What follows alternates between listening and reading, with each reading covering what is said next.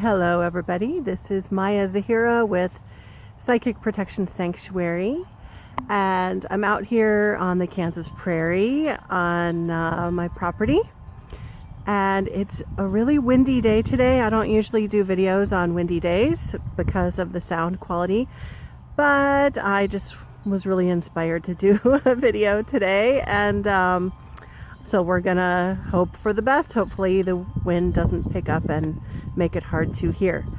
The topic that I want to talk with you about today is about receiving messages from spiritual beings. But before we get into that topic, one of my cats, Kitesh, is wanting our attention. So, hey, say hello.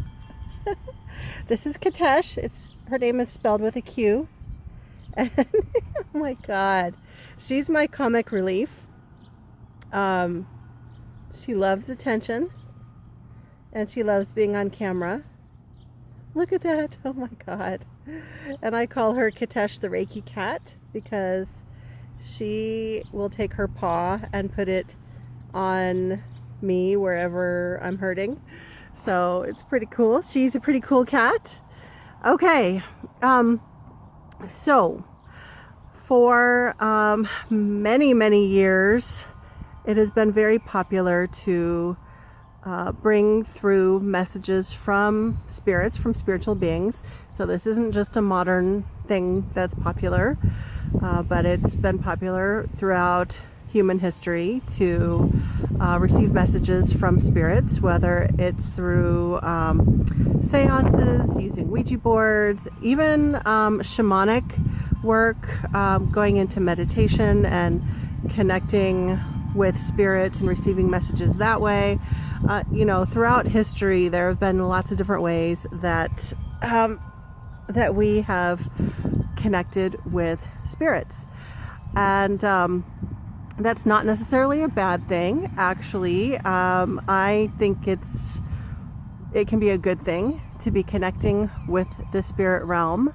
I pretty much in my life always have like one foot on the earth and the other foot is like in the spirit realm, and like always trying to figure things out with the spirit realm and connecting with the spirit realm. So I'm not against that at all. But what I want to say is this: a lot of times when people connect with a spirit in whatever way they're making that connection, a lot of people will believe whatever the spirit tells them. And there's two problems with that. The first problem is that spirits, any kind of spiritual beings, like ghosts, fairies, like gnomes. I've got gnomes on my property. Like any kind of spiritual beings, okay? They are not omniscient. And by omniscient, I mean all-knowing. So a lot of people just assume that since they're over in the spirit realm, or since they're not in the same dimension as us, that they must know a lot more than we do. And that's not necessarily the case. So I was chatting with a friend recently, and I can't even remember what the question was, but it was something that was spiritual in nature. And she said, in a well-meaning way, you should ask your gnomes. And I said, okay. And I didn't say this, but I immediately thought, well, why would my gnomes know the answer to that? Because they're not omniscient. And that's actually what sparked my idea to do this video, was this misunderstanding that people have that just because a being is not of our dimension, then they must obviously know more than we do. So think of them as like people. So there's some people that are very knowledgeable about herbs. There's some people who have studied to become neuroscientists. There's some people who have a PhD in religious studies. So some people are professional chefs, and so they know all about how foods go together, right? But I wouldn't ask the professional chef a question about physics, right? Unless, I mean, that's probably not the person that you're going to go to. So you get what I'm saying. So a lot of people will channel just like some random ghost that's in a house, and they'll just start asking it questions about like how the universe works or whatever. I'm just telling you that ghost probably doesn't know. It's probably making stuff up because it probably doesn't really know any more than you do, and it's only sharing its opinion but not absolute truth. Does that make sense? Okay. So don't assume that a spiritual being knows everything, or that it even knows anything more than you do about any given topic. Okay? The other problematic area is that there are unfortunately a lot of false entities out there. I call them false light entities. And in fact, this is what my book, Darkness Disguised as Light, like that's the whole premise behind that book, is the fact that there are all these false light entities that are pretending to be loved ones. So they are dark beings that are putting on a facade, pretending to be loved ones, pretending to be angels, pretending to be ascended masters. That's a very popular one. And they will come through with messages, and then people will just like take it all in and just digest it all and believe all of it without even questioning. And the problem, obviously the problem is that they're false light and they're not benevolent beings.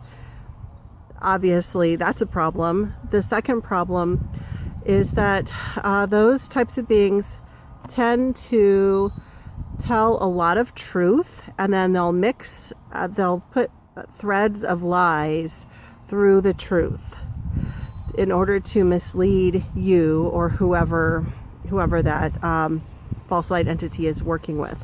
So the idea is to mislead and purposely give false information. Okay, so what's the answer to this? The answer is, first of all, when you're asking questions, really, I encourage you to look within yourself, to look within your own inner wisdom. Learn to become more self-reliant. That's been what part of my journey as well. So learn to become more self-reliant in tapping into your own spirit, tapping into your own inner wisdom, rather than, I think it's too popular these days for people to be like connecting with all these spirit guides. And I have spirit guides and angels. I love working with them.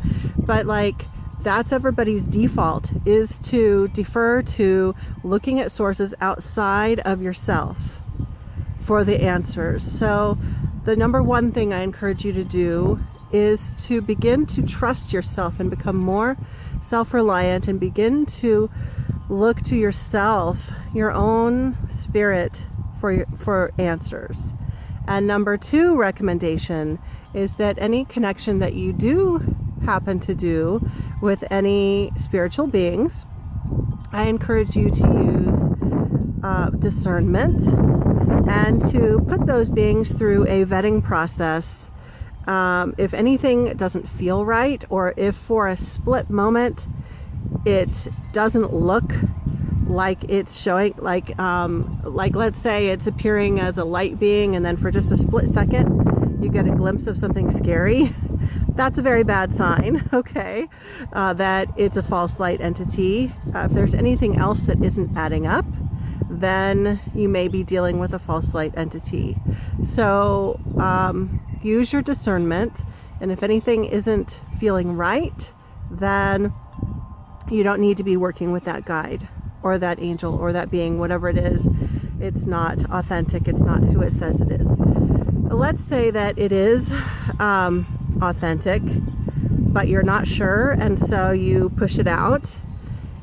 If it's authentic, that means it's of God and of the light, and it's all loving, and so it's not going to be upset with you for choosing to be discerning. Okay. okay, so let's say it's your true authentic guardian angel, then it's going to be happy for you that you are using discernment. And any true being of the light is going to encourage you to put it through a vetting process. Okay, and any being that gets angry with you or lashes out for questioning it, guaranteed is not of the light and is not a being that you want to be working with. Okay, so recap: should you trust everything that a spiritual being tells you? All right, so you know the answer. The answer is no. And point number one: most spiritual beings are not omniscient. Even angels are not all-knowing. They're not God. So keep that in mind, okay? And then also, I encourage you to become more self-reliant and more discerning. Okay, so if you have any questions about this, I encourage you to post your questions in the comments below. Let me know if you've ever had any issues with connecting with any spirits, anything that seemed questionable, anything that just seemed a bit off. Then feel free to share your story and ask any questions. And I look forward to seeing you in the next video. But before I go, I want to encourage you to hop on over to my website where you can get some free gifts, and that's www.psychicprotectionsanctuary.com. www.psychicprotectionsanctuary.com. Enjoy your day.